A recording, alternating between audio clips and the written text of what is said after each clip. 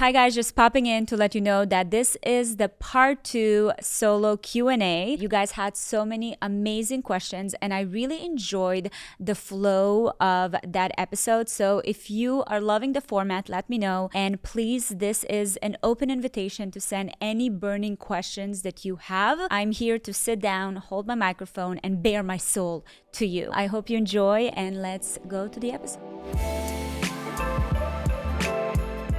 How do you not overthink what you share or don't? That's a great question. I actually do have certain rules for myself. One of the rules that I have when it comes to sharing something online is if I haven't figured it out, if I don't have an answer or conclusion that I came to by myself, I do not share it because I don't want other people's opinions on this matter. I first have to deal with the issue, see where I'm at and how I'm going to go about it, what's my next step, and only then I can share with other people. So that's kind of like a big rule that I follow.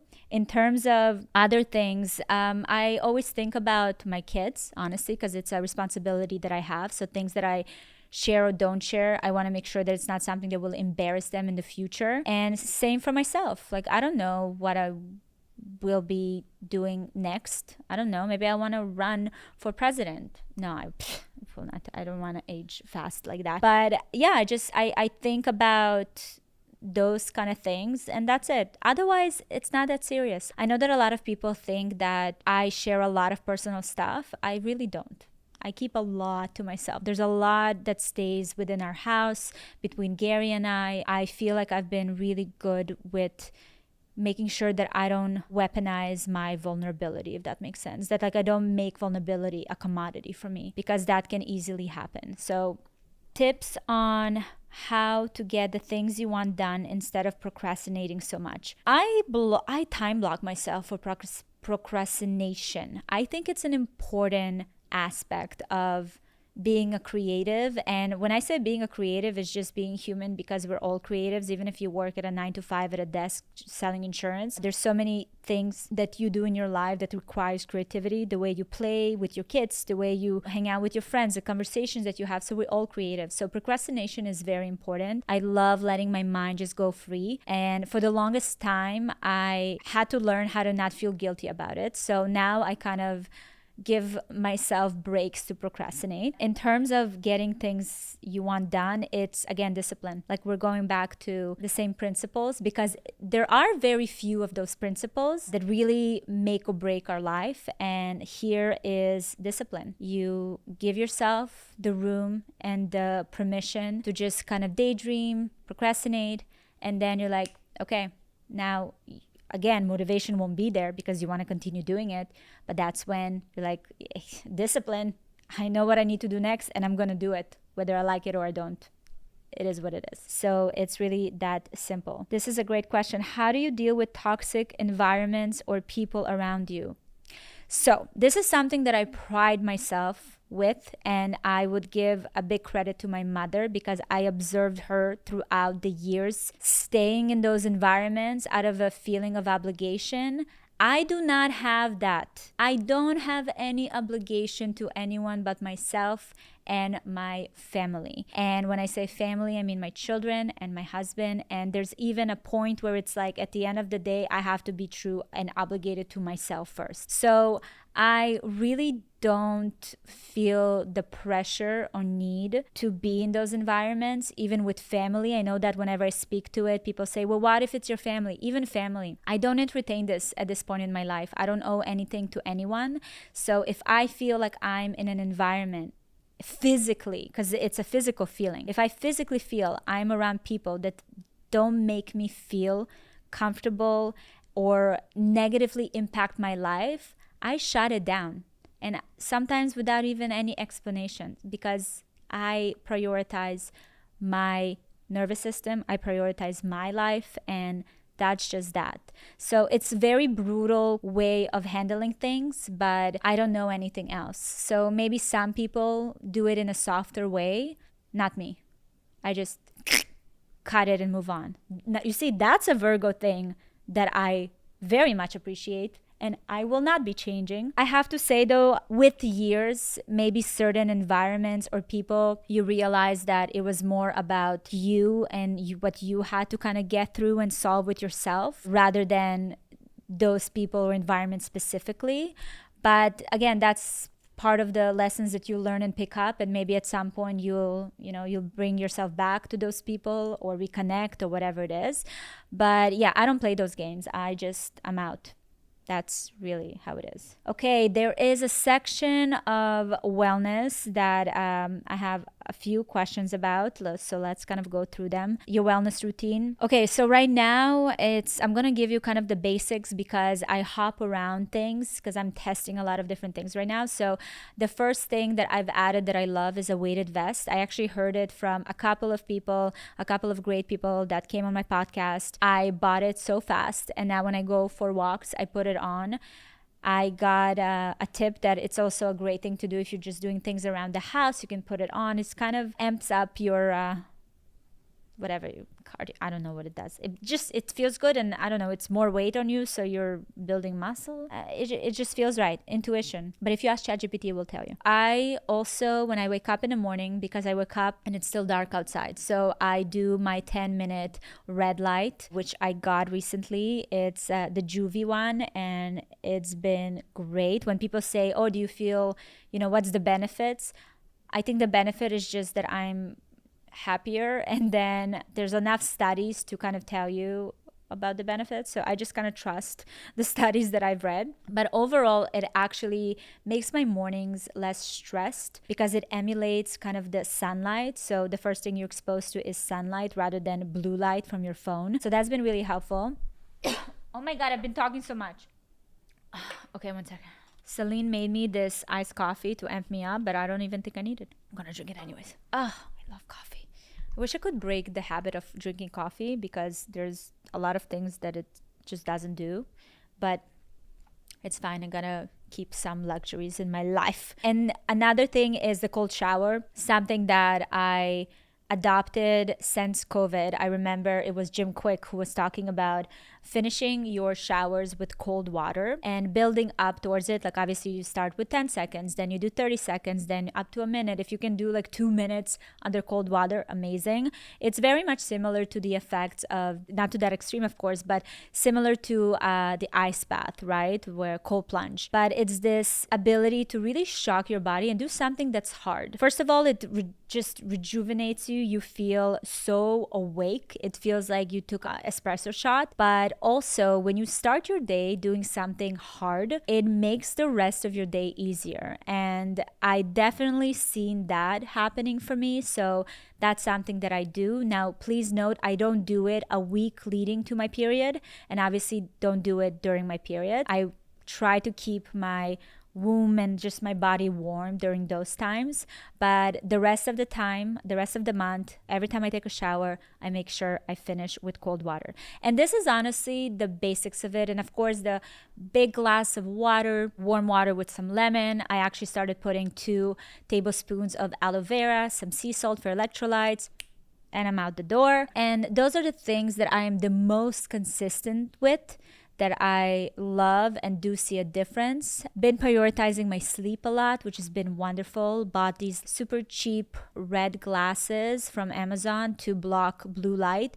It's also amazing because it promotes kind of the production of melatonin and also regulates your circadian rhythm because it's blocking the blue light. So I put those on at around 7 p.m.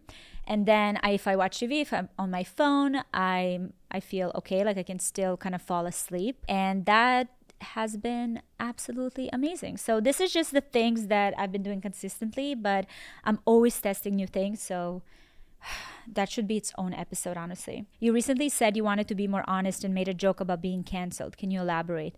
Yeah, I mean, listen, I have to be honest, I never thought about protein as much in my 20s, even in my early 30s. Am I still in my early 30s? I'm 34. Yeah, still in my early 30s. But now that I am getting to my mid 30s, I have to say that that's been on my mind nonstop because obviously I want to maintain muscle, I want to build muscles, you want it for energy. Apparently protein is really responsible for most things in your body. Who knew?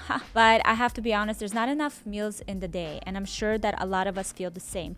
One time I was tracking for like a whole week, I was tracking the amount of protein intake that I'm supposed to take. And oh my God, I felt that I'm eating non-stop. So I had to find a solution, and my solution has been protein powders. But a thing I learned in the process is that not all protein powders are made the same. Thankfully, there's this project, it's called the Clean Label Project, that they took all the best leading protein powders on the market and tested them. And I want to tell you that the percentage that was found that contained more lead than is safe, so about 47% or so. Some of them were even double the amount. They did found a powder that checks all my boxes, and it is Puri PW1 whey protein powder. The entire brand is built on testing and transparency, which is very refreshing. Highly recommend for everyone to start doing it. What you can do is that there's a QR code that you can scan, and it shows you the third-party testing that they do on each of the batches. So you can see where your batch is at and how it was ranked in the system. And Pure has been testing each batch for over 200 harmful contaminants, so like lead and other stuff that you don't want to have in your powder. So you get all that information with that QR code. It is an incredible standard, and it's very hard to find in the industry. So Pure is leading the way. Gotta say, my personal favorite is the dark chocolate flavor. It is perfection in smoothies. You can mix it in yogurt. Like, there's a way you can get creative, and it is delicious. So do what I did and add Pure PW1 to your routine now. I have a really exciting deal for you. If you want to take advantage right now, you get 20% off, or if you choose their already discounted subscription, you get up to 1/3 off the price. Visit my exclusive URL puri.com/Valeria and use promo code Valeria. That's PUORI.com/Valeria. That discount is only available if you use my exclusive URL, so don't miss this opportunity. You know where to find it. Well, if you don't know, it's in the description. It's no joke being a public figure and putting yourself out there and sharing your thoughts and your feelings about things. There's also this added pressure of commenting about everything that's going on in the world, even on things that you don't necessarily know anything about, which pisses me off, by the way. There's definitely been a journey for me as a creator to really learn how to navigate it. It started with COVID, and just I feel like I've been through all of it. Like, I did the performative activism, I did like all the things, and I've come to a point in my life where I just don't owe anyone anything. And if I want to speak on something, it's going to be something that I am passionate about and that I really truly care about. With the past few years, I've seen just the amount of damage influencers and public figures do on different causes and different, things that are going on in the world, just from sheer missing context or from sheer ignorance. And I just don't want to be part of it. So that's kind of number one. And there's a lot of pressure. People are always like asking me about what I think about this and what's my stand about this. And I used to not feel comfortable saying, hey, I really don't know enough about it, because they make you feel like, well, you should because you have a platform. Well, no.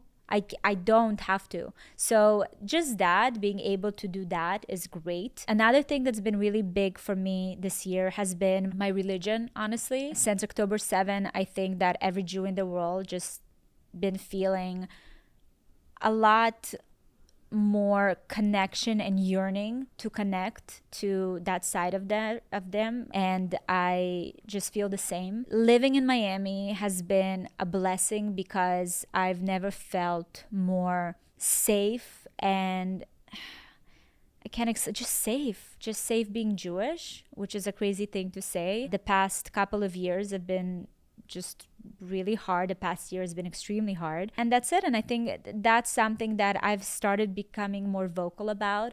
I had a lot of difficult moments prior to, when it comes to the whole talking about me being from Israel and speaking about my religion because I, again, didn't want to trigger or alienate people. I'm just not there anymore. And I own who I am and I love who I am. I love where I come from, and I have a lot of pride in that. So that's also something that I've been opening up more about. And yeah, and you'll be surprised, like that is a controversial thing. I've lost so many followers since October 7th because, again, we live at a time, unfortunately, where it's so black and white and people don't have the capacity to hold both truth at the same time and both kind of opinions at the same time.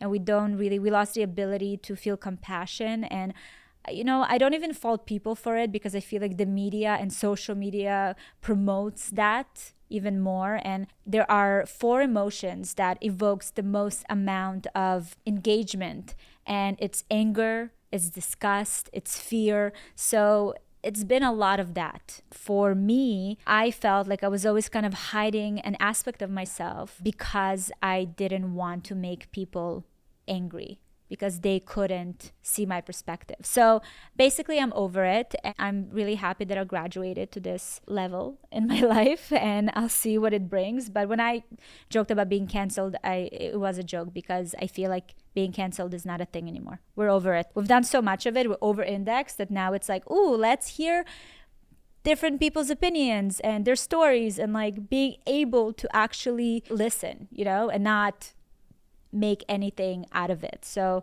that's been nice. Speaking of the recent years of me, kind of the past year and my connection to my religion, there is quite a bit of questions about spirituality and religion. So what's your spiritual journey, experience, and practice? I'm a very spiritual person. I feel like I grew up in a very spiritual home. My mother has always been one to speak on the power of God and the power of universe and a lot of things. So I remember I always looked at her growing up being like, you're crazy.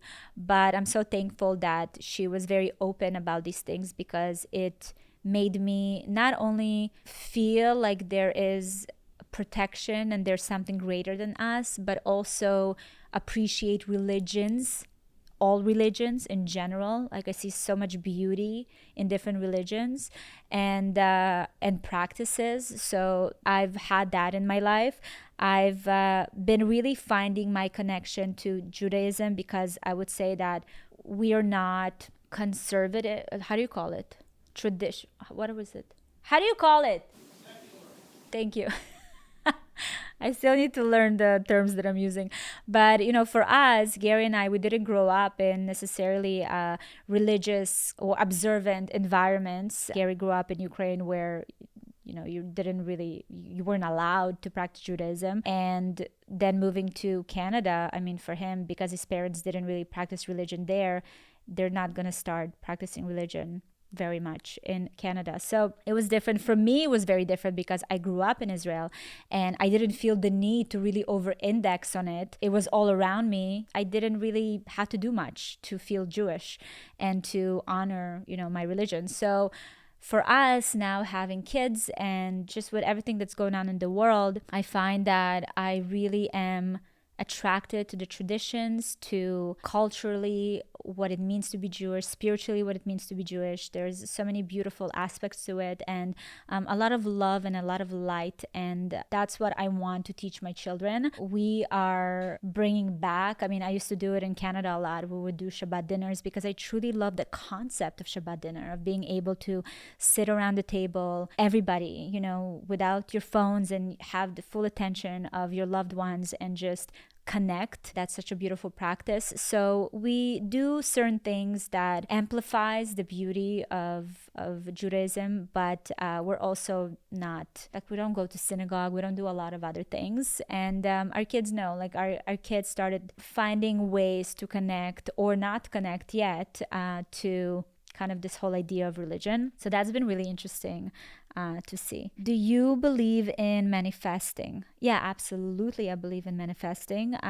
But I also believe that the main thing that we miss talking about when we talk about manifesting is also working on really feeling ready to receive what it is that you're manifesting. And that's something that I personally had to realize for myself, where I understood the concept of manifesting. I practiced it. I was, putting out all these things into the world, but I wasn't getting them. And when I sit down and, thought about it, there's two sides to it. There's like two aspects to manifesting. And what I wasn't doing is actually learning how to receive something, because deep down, I didn't think that I've earned it. I didn't believe that I'm worthy of it, or whatever else fears that, are present underneath. So it took me a while to really make it click and work. So that's the biggest thing that I would say about manifesting. But if you do it right, oh my God, the amount of times I scare myself with the kind of things that I bring to life from the heart, from my mind, and put it out there into the universe, and it appears in like a physical form, like it's mind-blowing. So big advocate for manifesting when it's done right. How do you find peace, resilience amidst grief and hardships? I said something really interesting a couple of years ago, and my best friend Mary corrected me, but I still believe in the concept.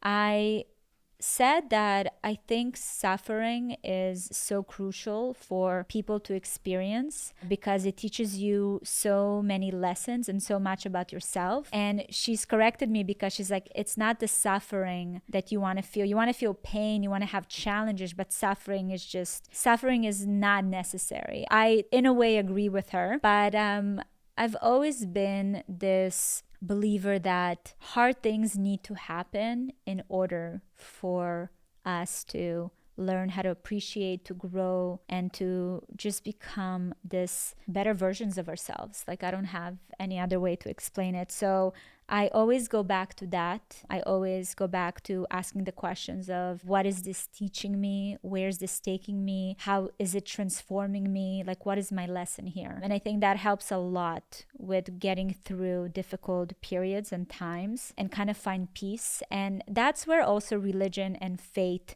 is so big. I love seeing, and I don't know if you've noticed, but I have noticed a comeback for religion in general, younger people kind of going back to faith, which I think is beautiful, because faith makes you feel like you're not alone. Like, there is a larger reason and there's a larger picture here. And if you go there and if you build that connection to God or the universe or whatever you want to call it, it holds your hand through all these difficult periods. So to me, that's what is, very important. I actually I had Dr. Lisa Miller, who I love so much, and she's a psychiatrist. She wrote a beautiful book about the impact of faith on children that are growing up in household that are spiritual and has faith, because that's really what happens. Those kids that growing up in these houses that have a connection to God, have a connection to like larger things, spirituality, they're able to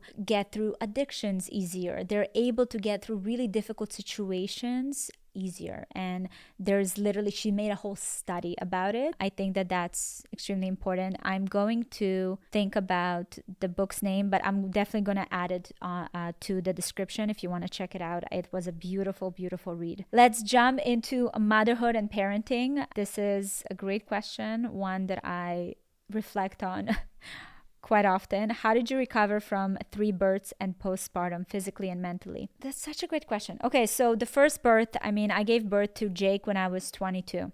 I did not know anything. I feel like a bit disconnected, because I just couldn't wrap my head around the fact that I was a mother, but also that I'm old enough to be a mother. It was such a mind game. I think at that point I just kind of operated more autopilot-y and was showing up in ways where, that's what society deems as a mother. So it was less of a me being my kind of authentic self and more like, playing a role of mother. The second birth was, not long after. I was 24 when I had Ben, or 23. They were very back to back. There was like 17 months apart. Same thing, honestly. I feel like I was just so young. I was so lucky to have kids with someone like Gary, he really took charge, and we were just navigating it and trying to figure it out. I don't know, like we both look back and we now feel so experienced, and thinking about all the things that we used to do and how we thought we want to raise them, it definitely changed a lot. And you can tell by the way we raised Maxie since he was a baby. But the third birth, I was 28. It was very different because I was very present. Even when I was giving birth, I still remember it was such an out-of-body experience. And it's funny because we did document that birth, and it's on YouTube, which is crazy. Would never do that now. I keep it on there, by the way, because I get so many messages every single year from new moms that are about to give birth that say, your video have brought so much peace into my life because I was so scared giving birth. And when I watched it, it was so beautiful, and it made me excited, and I was able to relax. So I'm leaving it there because I know that it's doing more good with the world. With him, I just remember I was in the room and I was giving birth, and Gary was right beside me. And it's like Gary tried to really share that moment together, but it was just, I just went into like my own world. It felt like it was just me and Maxie. And I'm getting emotional thinking about it because I can't explain that feeling. So it was truly beautiful. And when I gave birth to Max, I just felt way more rooted in the mother that I am, and the woman that I am, even though I was kind of going through my Saturn return. I don't know if I'm dropping this new term on you, but Saturn return is a very interesting period in life that happens. It kind of hits at 27, 28. For some women, it can be 1 year, 2 years. From me, it lasted until I would say the age of 32. But I think it was because it was combined with also giving birth and, being postpartum. But it's a time in your life where you're like shedding your old identity and you have no idea who you are. And it's very confusing, throws you off. A lot of people make a lot of drastic changes where they look in their lives, they're like, I am not that person anymore, or I don't want this in my life anymore. Yeah, so I was going through that, coupled with giving birth and postpartum. And then on top of it, which is the cherry on top, was I was in my girl boss era. Oh my God. And did I go hard? I was in the look at me, I'm a superwoman and I can do it all. And I was literally still in the hospital, gave birth 2 hours later on my computer answering emails. Like who the F was I? I have way more compassion towards her today, towards that Valeria. But for the longest time, I was angry.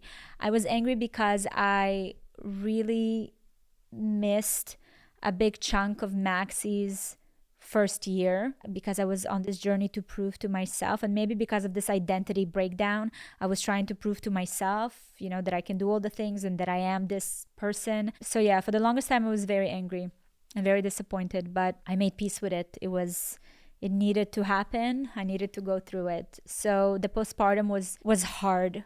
I think it was the hardest with Maxie because of all these elements. So it took me, I would say, 2 years, maybe even 3 years to really get back to myself. There's actually data that tells you now that not only for a woman, once she gives birth, like the first year is like you're getting yourself back kind of physically, you're healing, and then you have the emotional healing, and then you have the hormonal healing that takes the longest time. So again, I love data. I love that there's more research into this space. This is what we need, because even knowing those numbers and facts makes sense that it took as long as it took for me to come back to myself, or to introduce myself, the new version of myself to myself, because I spent a lot of time and probably prolonged the process just feeling guilty and angry that I was feeling the way I was feeling. So this is why I'm so passionate about, getting more studies done on women and women's health and postpartum and menopause and all these things, right? So, okay, not to go somewhere else, but basically that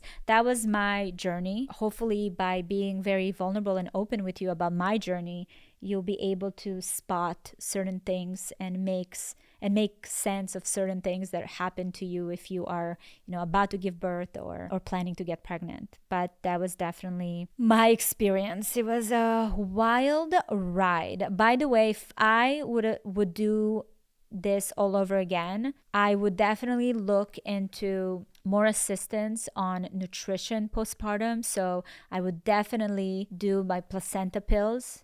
Oh, I didn't know all these things back then. That is such an amazing way to just really provide your body with all the nutrients and everything that you will get depleted once you give birth. So we'll do that. I would get all the doula, everything. I would really look into ways to support myself in a bigger way than I did. I mean, back then, again, I truly was under this impression that here I'm popping a baby out and I'm off, running back to the office to answer emails because that's what's freaking important in life. But you live and you learn, and here I am sharing my lessons with you. How did you find your mothering style and yourself after kids? With my mothering style, it took a while to kind of find my footing and to also be honest with what I can do and cannot do. And that also changes with the ages of the kids. That's also something we need to take into consideration. Back then, when they were little, they required so much of me, a lot of nurturing, a lot of physical kind of labor. And now I think that it's way more emotional. They need a lot more of Gary, honestly, in their lives. We're raising 3 boys, and Gary really stepped up to be the kind of the leader in our family for, raising them and like giving them all the tools that they need and showing them the masculine and everything they need to know to become the men we want them to be, that they will be. So it's also a journey that requires a lot of self-reflection and a lot of awareness, and you really learn to be intuitive with the decisions that you make, because when you are connected to your kids and you communicate, you see what they need from you. So again, the style changes based on what they need. Honestly, at this point in our lives, I would say that Gary really have been more of the disciplinary, yes, figure in our household. And for me, I'm just like nurturing them and hugging them and kissing them. And if they ask me anything, I say, go to ask your dad.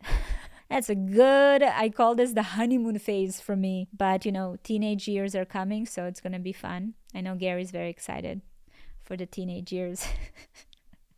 It's going to be a lot on our plate. Having a 7-month-old baby, when does it get easier?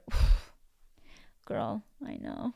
Listen, let me put it out there right now. The first year is insane. It's so intense. It's the hardest. You have no time to figure out anything about you. It's just the constant demands of a baby trying to keep up, and it's the teeth and the sleep schedule and blah, blah, and solid food. And oh my God, I personally hate the first year.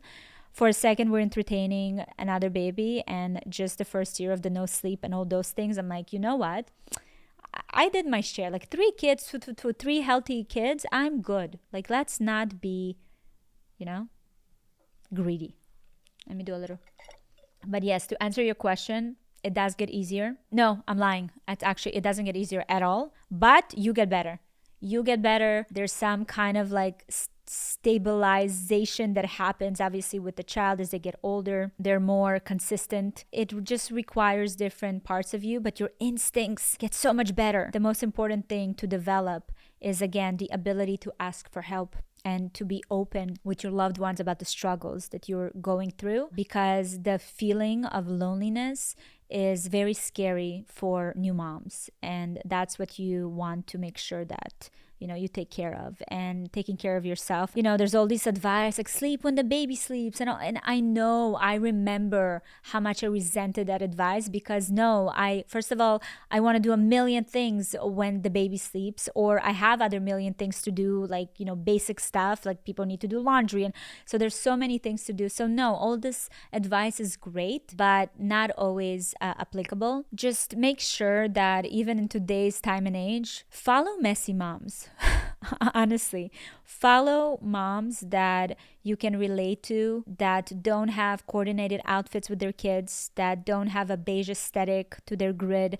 Find moms that when you look online, you're like, it's a shit show for everyone. That really helped me. And obviously, having a group of friends and other people that can relate, that have the experience or have small kids themselves, we need that as women. We need that village. We need that support system. So it's gonna get better. You're gonna get better. But I feel you. You're not alone. Literally. Do you show the diverse cultural aspects of your family history, an amazing way of your mother, your life? You know what? It's something so interesting that we talked about with Gary this year, where he called me out on like not really sharing and being proud of my background, not background like culturally, but even my family story. Because for so long, I grew up in, being a 5-year-old that came from a different country. Like when we just moved to Israel and I went to school, like I always felt so different, so out of place, that all I wanted to do is to belong and be like everyone else. And in the process of that want, I grew up just very much not talking and not being proud and not valuing the kind of journey my family gone through, my mother gone through, and not speaking to it and about it to try to fit in.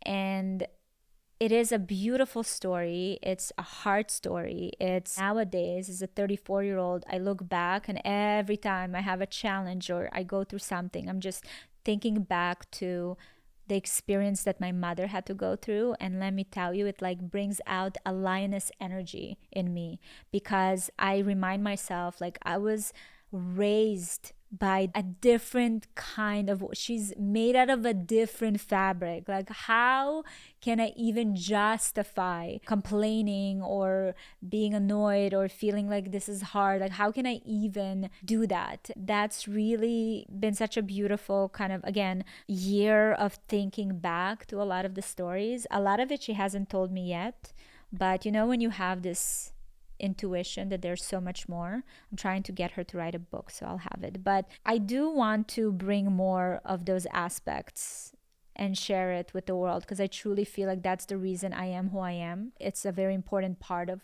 who I am, and maybe part of what I mentioned before, where it's like I'm gonna be more open and more me this year and might get me canceled. To an extent, it's also just my real, like my true background and everything that we've gone through that I want to just be more open and share with. So yeah, definitely want to do more of that, because nowadays I feel so proud to being born in Russia and having this culture of the Russians and everything that comes with it, the good, the bad, and the ugly, and judgmental. Growing up in Israel and having that aspect of me, like Israel taught me about community and about warmth and about resilience, and just made me I can't even explain it, like such a warrior in the world. I have so much pride in that. Of course, living here now and just the influence of like North American culture and North American way of living. So there's like such a big mix of things, and I really want to make sure that I am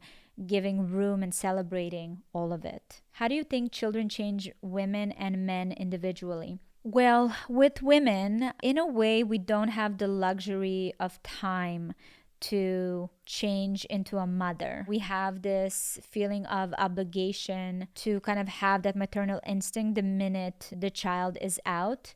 If I'm being honest with you, I kind of faked it till it really grew and became a maternal instinct, but I faked it with Jake for sure. When he was born, I was like, what is this? How do I do this? Didn't really understand a lot of these things. I felt very ashamed of it, but I've also understood with time that it was a matter of time, and it's on your terms, it's on your timeline. So, but people are not open about it, so there's definitely less grace to women for that. But the way it changes you You become very self-aware. I think kids shed a lot of light on a lot of dark kind of corners of your soul and your history and your life and your identity. For the parents that want to do it differently, by the way, if you are, repeating the same patterns as previous generations, then, there's not a lot of light that's been shed. You're just kind of following a formula. But for the ones that want to break certain things and want to do things differently, you have to face with a lot of stuff, your own shit that's coming up. But that happens for women and men. For women, it's a big weight because you really feel like it's all on you, and you feel this immense responsibility as a mother, and it comes with a lot of judgment. It comes with a lot of frustration, a lot of guilt. Oh my God, so much guilt. Something that men don't have because they can rationalize it. You know what I mean? Women, we can't rationalize it. The mom guilt is truly a disorder, but also nature's way to keep us in check. With men, I found, and I can only speak on what I observed with Gary. I can't speak in general terms, but I found that with Gary, it took him a few years as well to kind of get into the role and understand how it looks for him. That's another thing. Like, becoming a father takes longer than just the 10 months or 9 months that you're pregnant. It takes a while. I had to be really kind to him and his kind of journey. I was very frustrated for the first few years with Jake and Ben because they were so little and he wasn't as involved as I wanted him to be. I spoke to him about it and he told me, like, I assure you that right now I can't find my placing here. To me, I am not really doing anything if I'm giving them a bath. Mind you, we had a nanny, right? So it's not like you do it all yourself, but he's like, I don't feel like I'm really contributing to anything. I'm not giving them anything. And even if I try to be like, oh, it's quality time, for him, that wasn't quality time because he's checked out. So he's like, trust me, they're going to turn an age, which was, I think I was 6, 7. He's like, I'm going to step into it a way that you don't even know. Even though it was a lot for my ego, I was like, okay, I gotta trust him on this one. And I'm so happy that I did because he truly stepped up like to another level. And that's what I'm saying. We're in this kind of phase in our family where he really is the one who's leading the raising the kids. I'm so proud of him and the man and the father that he became, and also what he's doing with the kids, and very grateful because I don't have to navigate it on my own and lead it because I don't know anything. I feel like he knows way more now about raising kids than I do, and it's amazing. So this is part of what partnership and marriage looks like. It's not this like 50-50. Like, it can look different for everybody and whatever their situation is. It's such a a DIY project, and we're not able to really enjoy it to the fullest because we're trying to make it fit into this one formula. So for us, that's something that happened in our family, and it's been a blessing. But yeah, overall, the change happens. It takes time for it to happen. You really have to communicate and be open with one another about it. Again, when I think about the earlier days when the boys were little, there was a lot of animosity that I had towards Gary. And if I didn't speak to him about it then, and he said what he said to me, it would have just really rock the foundation of our partnership. So that was a big one. There's so many amazing questions. There's still a lot about relationships, about business, things that I definitely want to touch on, but I'm gonna wrap this one up with this last question. What changed your perspective on parenting? And I have to share with you, I actually mention it a couple of times whenever I talk on motherhood and being a woman and all the things. I mentioned it a few times on a podcast with my guests, but something that changed my perspective immensely was when I read Eckhart Tolle, New Earth. There was a chapter there, which, by the way, reminds me that I have to revisit the book because every time I open it, I find this new knowing. It meets me exactly where I am at.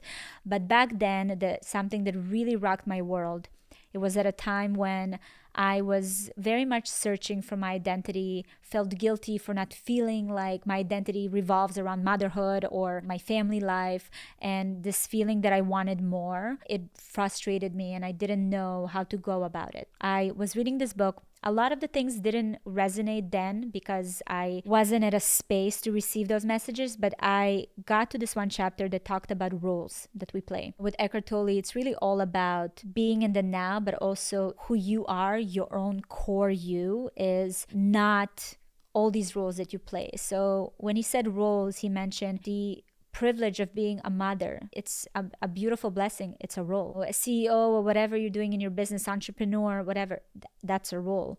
Being a wife, it's a role. So you are playing all these different roles. These are not your identity. That's not who you are in your core. That's the roles that you play. And when I started looking at my life and all these beautiful roles that I have, I started feeling a lot of gratitude, but also this, I don't know, ease about this idea that I don't need to be fully like absorbed by it. Play in these fields and I move back and forth and I'm able to really enjoy these roles because I don't feel like I need to fully throw myself into it and define myself by that alone. That was a huge aha moment for me. This is why the reason I'm able to really enjoy and develop all these layers of myself and tap into all these aspects of myself is because of this notion that I am who I am, and then all these other beautiful things are just like extra beautiful aspects of my life, and I'm able to show up as all these beautiful roles, but that's not the core me. And I know what feeds whenever I do something. I know this feeds my role here, this feeds my role, this feeds my core. This, you know what I mean? It's so beautiful, and you get such a clear understanding of what feeds your soul. And that was a huge shift for me in the way I parent, in the way I'm a wife, in the way everything, in every aspect of my life. It was huge for parenting as well. Because in a way, the thing that happens that a lot of mothers, parents don't talk about, if you are fully throw yourself into parenting and motherhood and really your whole world is that and there's no other way for you to fill yourself up, you start feeling resentful. And the last thing I wanted to do is to become resentful towards these blessings in my life. So that really changed the way I viewed myself as a mother, as a parent, and all these other things. And read the book. Again, I'm putting it out there. It's hard to digest. You have to read it slow. I go back to it every few years, and I feel like my body language is saying you have to go back to it again. I hope that it left you with something. This was so fun. Let's do it again soon, okay? Okay, cool. Love you. Bye. Thank you so much for watching this video. I hope you enjoyed it. Don't miss my newest episode right here. And if you're listening to the podcast on Apple or Spotify, please go and leave a review with your biggest takeaway. I love reading your thoughts. They inspire me. So if you have any suggestions for guests or topics, you can leave them in the comment section. And always remember, you are not alone.